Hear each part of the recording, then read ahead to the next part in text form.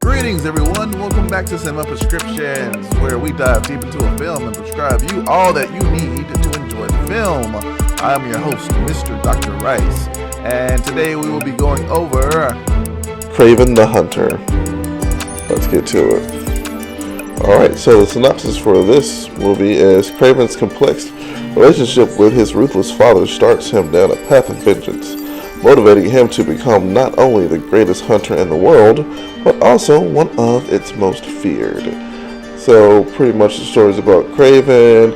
His father is pretty much I would guess he's a drug kingpin, and eventually him and his father butt heads because his father doesn't like weakness.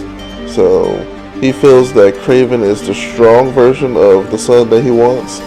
But Kraven also has a brother who is said to be weak in his father's eyes. So that kind of causes conflicts between the family and eventually leads to Kraven departing to do his own thing.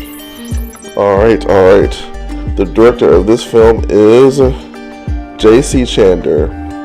He's directed films such as Triple Frontier, A Most Violent Year, and All Is Lost. I haven't seen any of his movies. I can't take too much from whether he would be a great director for this film or not. So in my opinion, I feel like I'm going into pretty much a new director's film, and that's always exciting for me. So the budget for this film was $130 million. That's a lot for a film, but I understand that it's a superhero film. And, the first Venom film cost $116 million. Venom Let There Be Carnage cost $110 million. And Venom The Last Dance cost up to $120 million. So, Venom's a more known character. He's more popular than Kraven is. A lot more people know who Venom is because of Spider-Man. So I feel that his character warranted a budget that big because he's popular versus Kraven, who's a lesser known Spider-Man villain. I feel like that budget should have been a little smaller. Does the film look like it cost $110 million?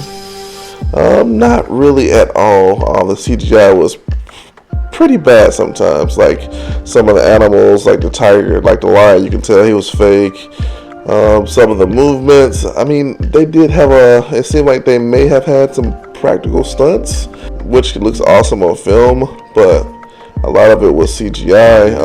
They had some pretty big name actors in this film, such as the main character, Aaron Taylor Johnson, and they also had Russell Crowe in the film, who is a big actor. I feel like some superhero films benefit from having a lower budget, such as you saw what Deadpool did. The original Deadpool film did with a budget of $558 million. So I feel like there's no excuse for this budget to be this big and this film not to have amazing CGI scenes and stuff like that. So I feel like this budget did not fit the film. A good comparison film for this film was, I chose Batman Begins because it's an origin story and it follows the main character to a point as a youth where they separate from their family, from their city, to go train on their own and become the hero that they eventually become. I feel like those films are similar in that vein. What can make this film easy to love? I loved Kraven as a character. I feel like Aaron Taylor Johnson looked great as Kraven. They had his shirt. They had his shirt off most of the film. He obviously got fit for this film, but he also, he feels like he fits the character. Like I liked how he was portrayed throughout the film. The action scenes, I mean, it benefited from the film being rated R. You got more violence in this film. It was a violent film, and it kind of fits the tone that it should be of a Kraven film, because he's, embodies an animal. So I want to see like faces get torn off and stuff like that.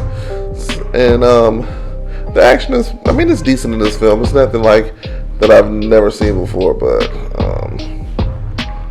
I feel like the action was decent in this film. What can make this film hard to love? It's just a generic superhero film. Nothing more, nothing less. You get everything, all the beats of a superhero origin story. And also the dialogue and acting in this film was kind of, all over the place. It just wasn't good quality. It wasn't polished. So overall, what makes this film easy to love is the character of Kraven and the actor playing their role really well. And also the rated R action was great in this film. What can make it hard to love? It's just a generic origin story for a superhero film. And the acting and dialogue was very, hit or miss. So thank you for watching. I'll see you next time. Please like, share, and subscribe. Next week I'll be checking out Sonic 3. Go see what Keanu Reeves does as Shadow in this film. So thank you for watching. Sorry, I know I sound a little stuffy. I'm a little sick right now. Let's see you next time. Later.